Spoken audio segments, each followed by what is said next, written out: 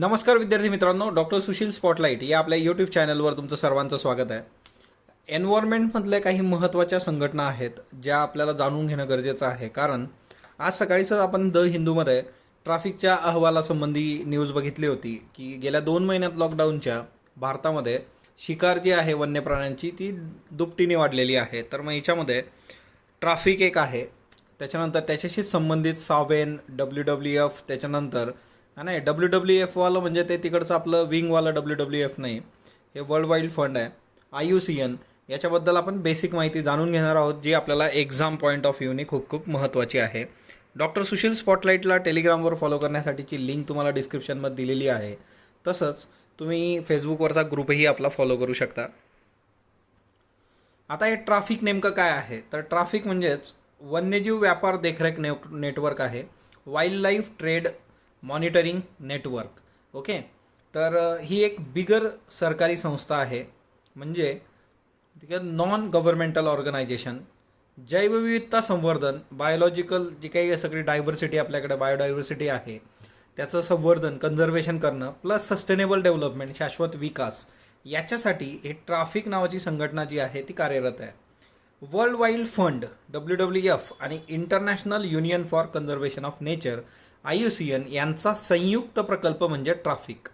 म्हणजे बघा, ज्यावेळेस आपण ट्रॅफिक अभ्यासाला घेतोय तर तिच्यातून आपल्याला कळतं आहे की वर्ल्ड वाईल्ड फंड आणि IUCN हे एकत्र येऊन यांनी हा प्रकल्प सुरू केलेला आहे. त्याच्यामुळे WWF आणि IUCN याच्याबद्दल पण बेसिक जाणून घेणं आपलं गरजेचं आहे आणि तेही आपण जाणून घेऊयात.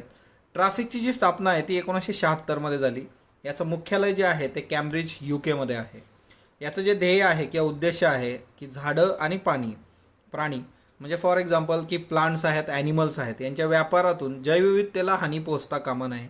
तर म्हणजे त्यांचा व्यापार जो होत असेल तर त्या व्यापारातून त्यांच्यासाठी कुठलं संकट उभं राहता कामा नये. म्हणजे फॉर एक्झाम्पल पँगोलिन नावाचा प्राणी आपण बघितलेला आहे. तर पँगोलिन हा मोस्ट ट्रॅफिक्ड मॅमल आहे आणि मग त्या केसमध्ये त्याच्यामुळे इतकी ट्रॅफिक त्याची होते तर त्या केसमध्ये त्याचं जे अस्तित्व आहे त्याच्यावरच प्रश्नचिन्ह उभा राहतो. असं होता कामा नये. म्हणजे जे मुबलक प्रमाणात आहे किंवा रिसर्चसाठी तुम्ही त्याचं हे करताय, एका देशातून दुसरीकडे ते जात आहे, तर ह्या गोष्टी तुम्ही बघणं गरजेचं असतं ट्रॅफिकमध्ये.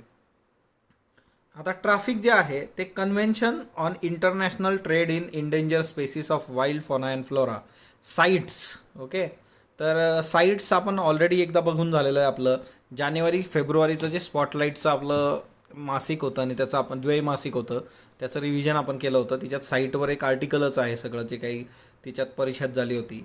तर याच्या सचिवालयाबरोबर हे सहकार्य करत असतं. म्हणजे साईट्स आणि ट्रॅफिक हे दोघं बरोबर काम करत असतात. कारण तुम्हाला याच्यातूनच लक्षात येईल की साईट कशासाठी आहे की आंतरराष्ट्रीय जो काही व्यापार होतो मग तिच्यामध्ये वन्यजीव असतील, त्याच्यानंतर त्याच्याबरोबर झाडं असतील, तर इंडेंजर स्पेसिस, साईट्स हे टिपिकली इंडेंजर स्पेसिससाठी काम करत असतं. तर ते एक लक्षात ठेवा. आता भारतात ट्रॅफिक कधी आलं बरं, तर भारतामध्ये 1991 पासून WWF इंडियाच्या कार्यक्रम विभागाच्या रूपामध्ये हे भारतात ट्रॅफिक कार्यरत आहे. म्हणजे ते वर्ल्ड वाईल्ड फंड जो आहे त्याचं एक प्रोग्राम डिपार्टमेंट म्हणून आपल्या इथं 1991 पासून ट्रॅफिक काम करतं. भारतातलं यांचं पहिलं अभियान जे होतं ते होतं डोंट बाय ट्रबल. म्हणजे आता नावातच आहे की कुठलीही अशी गोष्ट खरेदी करू नका जे तुम्हाला प्रॉब्लेममध्ये आणू शकते.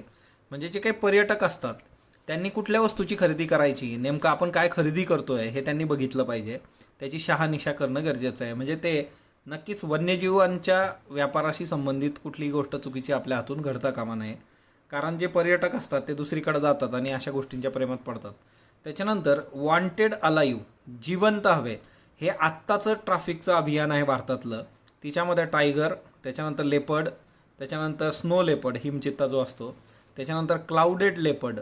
तर हे 4 आहेत बघा, 1, 2, 3 आणि 4. हा ना, हे चित्ता नाही, बिबटे आहे तो. ओके, लेपर्ड, वाघ, लेपर्ड, हिमचित्ता, क्लाउडेड लेपर्ड यांच्या बेकायदेशीर व्यापाराबद्दल जनजागृती करणारा वॉन्टेड अलाइव्ह, जिवंत हवे, तर हे एक लक्षात ठेवा. त्याच्यानंतर सावेन, South Asia wildlife enforcement network जे आहे, तर दक्षिण आशिया वन्यजीव अंमलबजावणी नेटवर्क, याची जी स्थापना आहे ती स्थापना ट्राफिकमुळे झालेली आहे. ट्राफिकने सावेनची स्थापना करण्यासाठी मोलाची भूमिका बजावलेली आहे. सावेन दक्षिण आशियाशी संबंधित आहे आणि वन्यजीव अंमलबजावणी नेटवर्क जे इन्फोर्समेंट नेटवर्क याची स्थापना जानेवारी 2011 मध्ये झाली. भूटानमधलं पारो हे जे शहर आहे तर तिथं इंटर गव्हर्नमेंटल परिषदेमध्ये ही स्थापना करण्यात आली होती. पारो हे जे विमानतळ आहे त्याचा एक रेफरन्स आपण स्पॉटलाईट इयरबुक रिवाईज करताना बघितला होता. तो कुठला होता मला कमेंट बॉक्समध्ये तुम्ही सांगा. उद्देश काय आहे याचा, तर दक्षिण आशियातील देशांनी वन्यजीवासंबंधीच्या गुन्हेगारी कृत्यांना आळा घालण्यासाठी एकमेकांना सहकार्य करणे हा याचा उद्देश आहे सावेनचा. World wild fund, okay, wild life fund.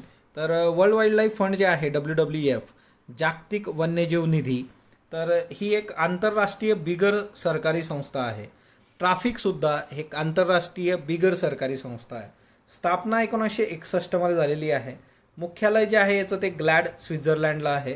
उद्देश काय आहे तर वन्यजीवाचं संवर्धन आणि पर्यावरणावर जे काही मानवी हस्तक्षेप मोठ्या प्रमाणावर होतो तो मानवी हस्तक्षेप कमी करणे.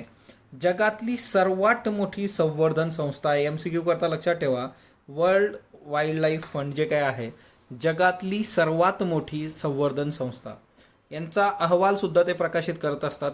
द्वैवार्षिक अहवाल 2 वर्षातून एकदा, लिव्हिंग प्लॅनेट रिपोर्ट असं त्याला म्हटलं जातं.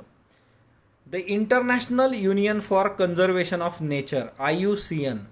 तर international union for conservation of nature IUCNची स्थापना जी येते 1948ची आहे. याचं मुख्यालयसुद्धा ग्लॅड स्वित्झर्लंड येथेच आहे. याचे सदस्य जे असतात ते देश आणि सिव्हिल सोसायटीसुद्धा सदस्यत्वाचे असू शकतात आणि ती संख्या खूप मोठी आहे. याचा उद्देश काय आहे की संकटग्रस्त वन्यजीवांची यादी प्रकाशित केली जाते. याच्यामध्ये प्राणी असू देत, त्याच्यानंतर वनस्पती असू देत, तर त्यांची यादी यांच्याद्वारे प्रकाशित होते, ज्याला रेड लिस्ट असं आपण म्हणत असतो. तर एकंदरीतच ट्राफिक, सावेन, WWF, IUCN या गोष्टी बघणं आपल्यासाठी खूप गरजेचं होतं कारण ते आज करंटमध्ये होतं. तर अशाच पद्धतीने आपण गोष्टी बघत राहू. स्पॉटलाईट बरोबर जोडलेलं राहा. स्पॉटलाईटला लाईक करा, शेअर करा, सबस्क्राईब करा. धन्यवाद विद्यार्थी.